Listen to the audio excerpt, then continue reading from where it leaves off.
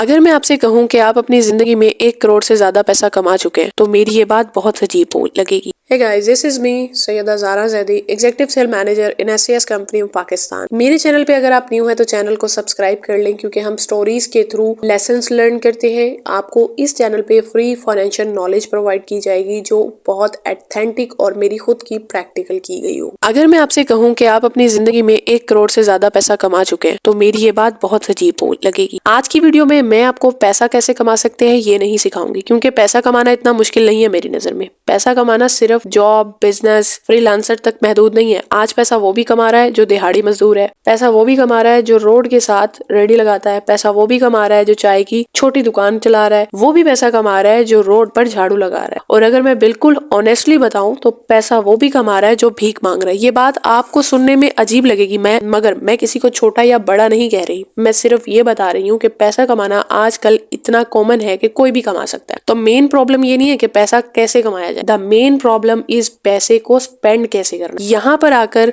आपकी सोच आपको अमीर या गरीब डिसाइड करती है। रॉबर्ट कियोसाकी जो फाइनेंशियल नॉलेज के गुरु माने जाते हैं, उनकी एक बुक है रिच डैड पुअर डैड। तो आज हम इसका कॉन्सेप्ट क्लियर करने वाले हैं, how poor, middle class and rich peoples think and spend their money. हम में से बहुत से लोगों को लगता है कि यार हमें ज्यादा पैसे कमाने के लिए ज्यादा पैसा चाहिए, बट रॉबर्ट कियोसाकी कहते हैं ऐसा नहीं है। ज्यादा पैसा कमाने के लिए फाइनेंशियल नॉलेज की जरूरत होती है। इसलिए हमें पहले ये समझना है कि गरीब आदमी, मिडिल क्लास और एक अमीर आदमी पैसा कैसे खर्च करता है। इसके लिए हमें 3 चीजें समझनी पड़ेंगी: income statement, balance sheet and cash flow. Income statement normal है, जिसे हर इंसान नॉर्मली अपनी लाइफ में करता है। इसमें 2 चीजें आती है: इनकम जो पैसा हमें जॉब से आता है, एक्सपेंस जिस पर हमारा पैसा खर्च होता है जैसे tax, food, rent, bills. Second, balance sheet. Balance sheet 2 चीजें आती हैं बैलेंस शीट में: एसेट्स और लायबिलिटीज। इन दोनों की समझ ही हमें अमीर या गरीब बनाती है। और अगर मैं सच कहूं तो अमीर और गरीब दोनों के दरमियान सिर्फ सोच का फर्क है। आपको अगर ये दोनों चीजें समझ आ गई तो आप उस दिन के बाद अपनी लाइफ चेंज कर सकते हैं। एसेट और लायबिलिटीज, इन दोनों की समझ ही हमें अमीर या गरीब बनाती है।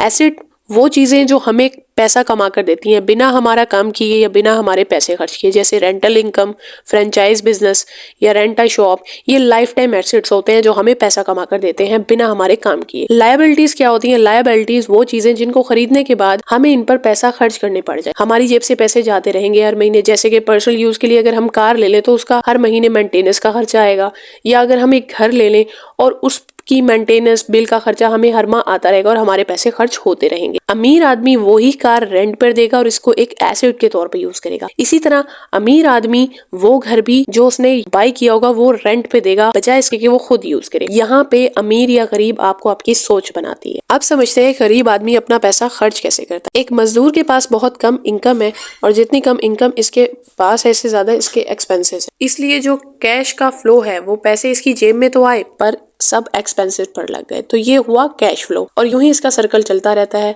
जो पैसे ये कमाते हैं वो अपने ये एक्सपेंसेस में खर्च करते हैं, तो इसलिए वो पैसे किसी और के पास चले जाते हैं और यही सर्कल चलता रहता है। इनके पास ना कोई एसेट्स है और ना कोई लायबिलिटी, क्योंकि ये लोग बस सरवाइव करने के लिए जी रहे होते हैं।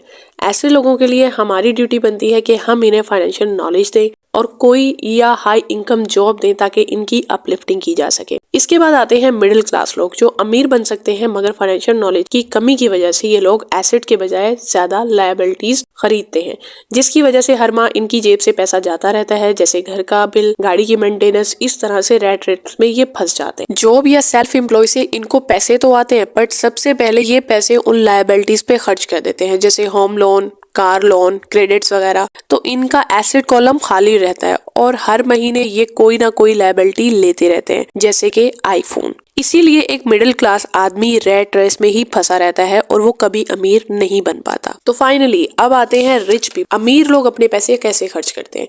ये लोग इतने एसेट बना चुके होते हैं जैसे कि real estate, stock market, bound property, investments. इनके इतने एसेट्स होते हैं कि इन एसेट से इनके पैसे जनरेट होते हैं। इन एसेट के पैसों में से कुछ पैसे ये अपने एक्सपेंसेस, मंथली एक्सपेंसेस पर लगाते हैं, जैसे फूड्स, बिल, और इवन एसेट के पैसों से ही वो लायबिलिटी लेते हैं। और क्योंकि एसेट से ज्यादा पैसे जनरेट होते हैं तो इसलिए वो बचे हुए पैसों से दोबारा एसेट खरीद लेते हैं। जैसे अगर मैं यहाँ पे आपको समझाने के लिए एक मिसाल दूं कि आप एक एसेट लेते हैं, आपके पास इनकम है कि आप एक घर ले सकते हैं, तो आप वो घर रेंट पे दें। रेंट आपको हर महीने आएगा और उस उस रेंट के पैसों से आपका घर का खर्चा चल सकता है, या उन्हीं पैसों के आप दोबारा बाउंड करके सेविंग्स करके दोबारा से एसेट यानी एक और घर जो है वो किराए पे ले सकते हैं और उसको दोबारा रेंट पे देंगे। तो आपके ये डबल एसेट हो गए, जहां से आपको बिना काम किए बिना आपके गए वो आपको पैसा कमा के देंगे हर माह। अमीर लोग क्या करते हैं कि वो जो पैसा कमाते हैं अपने घर का